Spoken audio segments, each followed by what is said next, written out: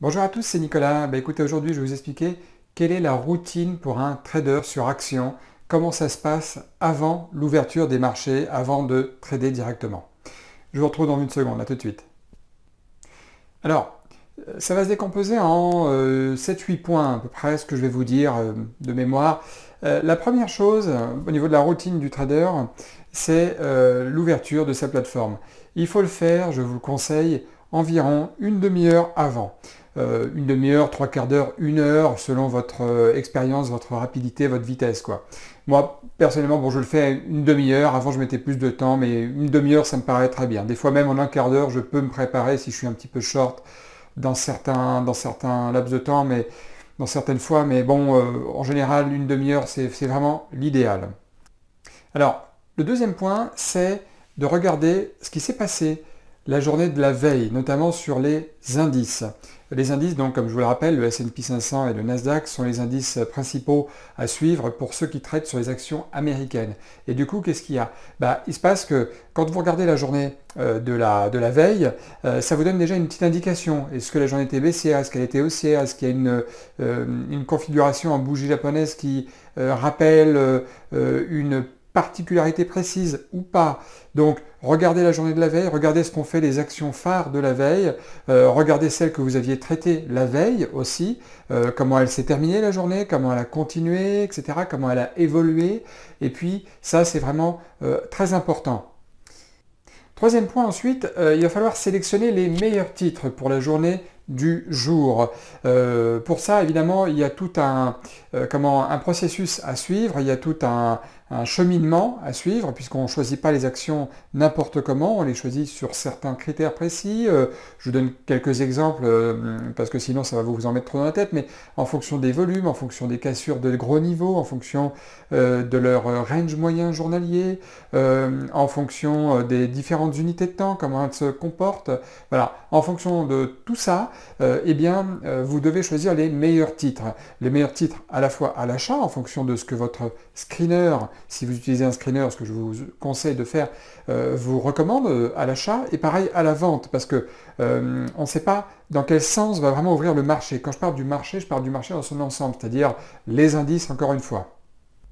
Ensuite vient le quatrième point. Le quatrième point, il va falloir attendre l'ouverture, voir comment se passe la réaction, les premières réactions de marché, la première minute, les 5 premières minutes, voire même les 15 premières minutes parfois.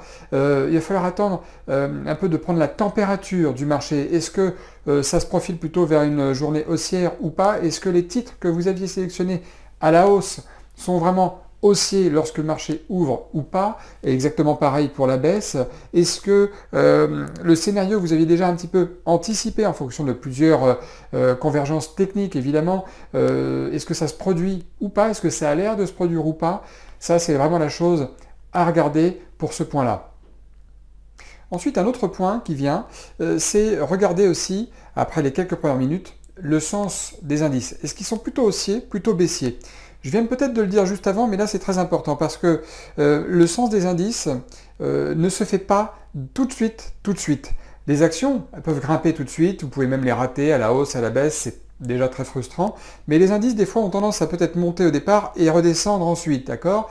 Ou inversement. Donc, pour traiter les actions en se focalisant uniquement sur les indices, ce qui n'est pas toujours la chose uniquement à faire. Attention, les indices sont très importants, ils sont vraiment déterminants des fois dans la prise de décision pour certains trades, mais étant donné qu'on traite les actions, voilà, il y a du pour, il y a du contre, mais il faut faire attention. Mais les indices sont très importants passé les quelques premières minutes. Souvent même le premier quart d'heure, hein, les indices se décident vraiment après plusieurs dizaines de minutes. Donc les indices sont vraiment très importants à regarder à ce stade-là, chronologiquement parlant, je dirais, du déroulement de la journée du trader.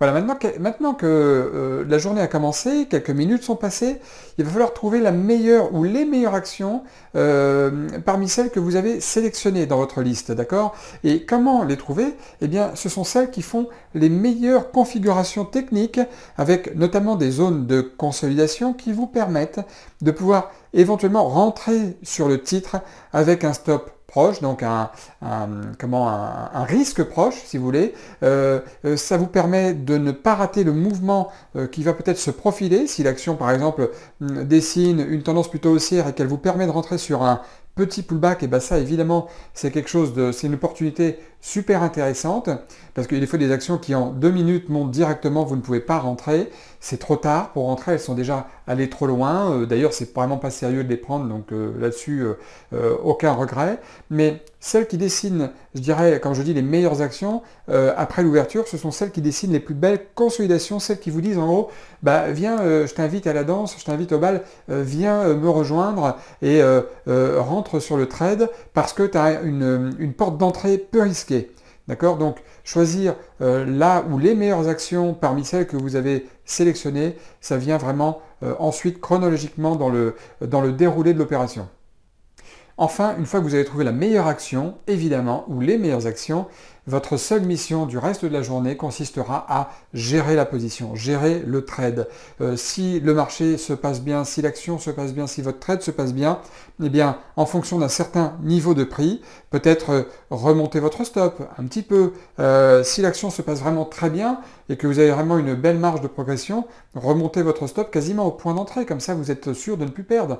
Peut-être que si vous aviez une opportunité dans les quelques premières minutes à l'ouverture, en général c'est très impulsif, c'est très punchy, c'est très risqué aussi, peut-être commencer à appréhender une technique plus de scalping, comme vous voyez des fois dans mes vidéos, souvent je trade pendant les 15 premières minutes, parfois c'est après, mais en tout cas pendant les 15 premières minutes je suis extrêmement prudent, très rapide, je ne vais pas chercher un objectif trop loin non plus, vous voyez, je vais essayer de prendre vraiment, je vais essayer de gagner l'équivalent de mon risque, parfois plus, si le titre le permet, parfois pas du tout, j'aurais juste gagné l'équivalent de mon risque et c'est déjà très bien. Mais sur les positions que vous pourrez prendre après les 20 premières minutes, la première demi-heure, une fois qu'on va dire que tous les bagarreurs sont quand même KO et que là il ne reste plus que les joueurs sérieux, on va dire, et bien là vous avez plus une optique de day trading, donc vous n'êtes plus obligé de sortir au moindre pullback, vous pouvez garder une position un peu plus longtemps, le temps qu'elle se dessine, qu'elle se profile vraiment, et du coup gérer la position de manière beaucoup plus confortable. Voilà, bah écoutez, après vous avoir énuméré les différents points qui font la routine d'un trader dans sa journée, on a vu évidemment le point important, c'est la préparation avant l'ouverture, on a vu l'ouverture et ensuite on a vu vraiment la gestion du trade une fois qu'on rentre ou qu'on peut rentrer en position. Donc tout ça c'est des éléments que je vous invite vraiment à retenir. Et puis si vous avez envie de vous familiariser au marché action, eh bien en vous entraînant par exemple sur une plateforme de démo, vous pourriez évidemment commencer à travailler comme ça pour être beaucoup plus professionnel tout simplement. Et bon écoutez, j'espère que cette vidéo vous aura plu, n'hésitez surtout pas à la liker, laissez-moi un commentaire si vous avez une question surtout, et puis n'hésitez pas à vous abonner à la chaîne aussi, parce que je ne fais pas que des vidéos comme ça, je fais aussi beaucoup de vidéos de trading réel, où je vous montre évidemment le genre de choses dont je viens de vous parler à l'instant. Écoutez, à très bientôt, et puis bon trade à tous, allez ciao ciao.